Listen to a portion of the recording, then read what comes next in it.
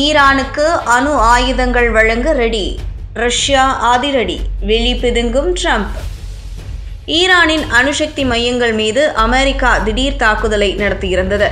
இந்த நிலையில் ஈரானுக்கு பல நாடுகள் அணு ஆயுதங்களை கொடுக்க தயாராக இருக்கின்றன என்று ரஷ்யா கூறியிருக்கிறது. ரஷ்யாவின் முன்னாள் அதிபரும் பாதுகாப்பு கவுன்சிலின் துணைத் தலைவருமான டிமிட்ரி மெட்வேடேவ் தான் இந்த தகவலை தனது எக்ஸ் பக்கத்தில் தெரிவித்திருக்கிறார். பல நாடுகள் ஈரானுக்கு நேரடியாக அணு ஆயுதங்களை வழங்க தயாராக உள்ளன. அணுசக்தி பொருட்களை செறிவூட்டுகிறோம் என்று நாம் இப்போது வெளிப்படையாக சொல்ல முடியும். எதிர்காலத்தில் அணு ஆயுத உற்பத்தி தொடரும் என்று கூறியுள்ளார். ஈரான் அணு ஆயுதத்தை உற்பத்தி செய்கிறது என்பதுதான் அமெரிக்கா மற்றும் இஸ்ரேலின் குற்றச்சாட்டு. ஆனால் இதற்கான உறுதியான ஆதாரங்கள் இதுவரை கிடைக்கவில்லை.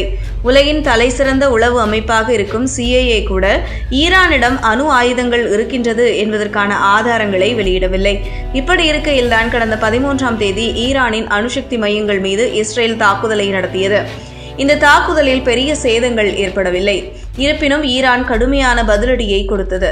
இஸ்ரேலின் வான் பாதுகாப்பு அம்சங்களை தாண்டி சென்று தாக்கும் அளவுக்கு சக்தி வாய்ந்த ஏவுகணைகளை ஈரான் பயன்படுத்தியிருந்தது. பதிலுக்கு இஸ்ரேலும் தாக்குதலை நடத்த இரு நாடுகளுக்கு இடையேயும் போர் மூண்டது. போர் விவகாரத்தில் 3ஆம் நாடுகள் தொடக்கத்தில் தலையிடாமல் தான் இருந்தன. குறிப்பாக அமெரிக்கா இதை பெரிதாக எடுத்துக்கொள்ளவில்லை. இருப்பினும் இஸ்ரேல் தொடர்ந்து தாக்கப்பட்டவுடன் ட்ரம்ப் போர் குறித்து பேசத் தொடங்கினார். அவரது பேச்சில் அமைதிக்கான எந்த நோக்கமும் தெரியவில்லை. மாறாக அதிகார தோரணை மட்டுமே இருந்தது. உங்கள் தலைவர் காமெனி எங்கு ஒளிந்திருக்கிறார் என்று எங்களுக்கு தெரியும். ஆனால் பயப்பட வேண்டாம், நாங்கள் அவர்களை எதுவும் செய்ய மாட்டோம். ஈரான் உடனடியாக நிபந்தனையின்றி சரணடைய வேண்டும் என்று உத்தரவிட்டார். பதிலுக்கு ஈரான் அதெல்லாம் முடியாது, ஆனதை பார்த்துக்கோ என்ற டோனில் பதில் சொன்னது.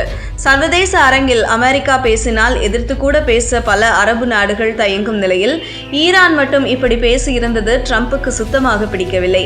எனவே ஈரான் மீது தாக்குதல் நடத்த திட்டமிட்டார். இதற்காக 4000 கிலோமீட்டர் தொலைவில் இருந்து B2 எனும் சிறப்பு விமானம் மத்திய கிழக்குக்கு கொண்டு வரப்பட்டது. இந்த விமானங்கள் இன்று அதிகாலையில் GBU-57 ரக குண்டை ஈரானின் 3 அணு ஆய்வு மையங்கள் மீது வீசியிருக்கிறது. இதில் ஆய்வு மையங்கள் முற்றிலுமாக அழிந்து போனதாக ட்ரம்ப் கூறியிருக்கிறார். ஆனால் சேதம் மிக குறைவான அளவில் மட்டுமே இருந்ததாக ஈரான் மறுத்துள்ளது. அதேபோல அமெரிக்காவின் தாக்குதல் நிலைமையை மோசமடைய செய்துவிட்டது என்றும், இனி நடக்கும் விஷயங்களுக்கு அமெரிக்கா தான் பொறுப்பு என்றும், நாங்கள் கடுமையான பதிலடியை கொடுப்போம் எனவும் ஈரான் தெரிவித்திருக்கிறது. இந்த நிலையில்தான் ஈரானுக்கு அணு ஆயுதங்களை கொடுக்க பல நாடுகள் முன் வந்திருக்கின்றன என்று ரஷ்யா கூறியிருக்கிறது.